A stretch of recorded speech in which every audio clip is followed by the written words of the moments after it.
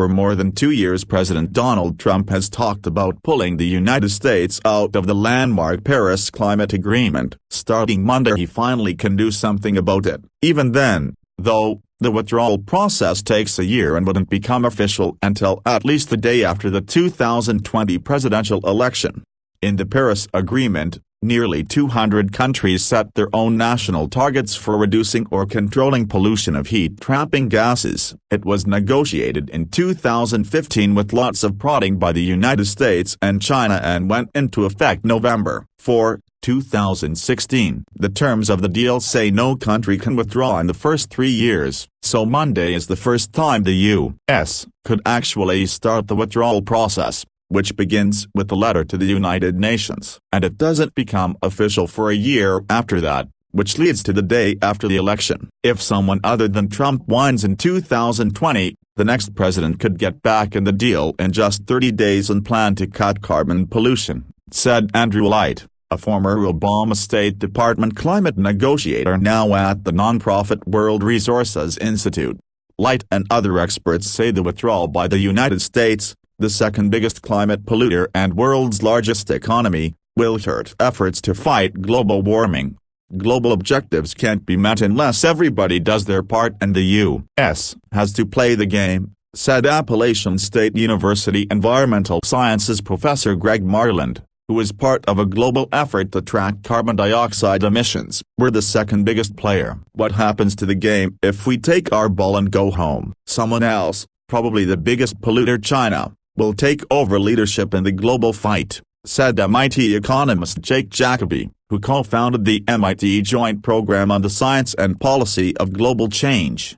The penalty for the U.S. is not in economic loss. The penalty is in shame, in discrediting U.S. leadership, Jacoby said. Asked what the U.S. plans next, State Department spokesman James Dewey on Friday emailed only this: the U.S. position with respect to the Paris Agreement has not changed. The United States intends to withdraw from the Paris Agreement. The agreement set goals of preventing another 0.9 degrees, 0.5 degrees Celsius, to 1.8 degrees, 1 degree Celsius, of warming from current levels. Even the pledges made in 2015 weren't enough to prevent those levels of warming. The deal calls for nations to come up with more ambitious pollution cuts every 5 years, starting in November 2020 and at a meeting in Scotland. Because of the expected withdrawal, the U.S. role in 2020 negotiations will be reduced, Light said. Climate change,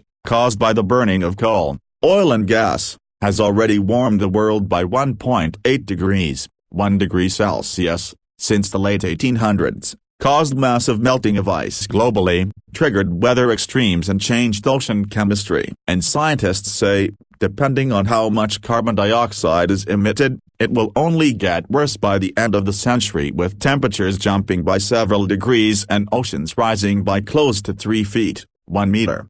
Trump has been promising to pull out of the Paris deal since 2017, often mischaracterizing the terms of the agreement, which are voluntary. In October, he called it a massive wealth transfer from America to other nations and said it was one-sided. That's not the case, experts said. For example, the U.S. goal, set by Barack Obama's administration, had been to reduce carbon dioxide emission in 2025 by 26% to 28% compared to 2005 levels. This translates to about 15% compared to 1990 levels. The European Union's goal was to cut carbon pollution in 2030 by 40% compared to 1990 levels, which is greater than America's pledge, said Stanford University's Rob Jackson, who shares the Global Carbon Project, a group of scientists that track carbon emissions worldwide. The United Kingdom has already exceeded that goal, he said. The U.S. agreement is not a tax on the American people. There is no massive wealth transfer, said Climate Advisors CEO Nigel Purvis, who was a lead State Department climate negotiator in the Clinton and George W. Bush administrations. In fact, the agreement obligates no country to make any financial payments. Formally getting out of the Paris Agreement is bad, but at this point, after years of rhetoric, is more symbolic than anything, said Georgia Tech climate scientist Kim Cobb. She said she is more worried about other Trump carbon pollution actions, such as fighting California's tougher emissions and mileage standards and rollbacks of coal-fired power plant regulations.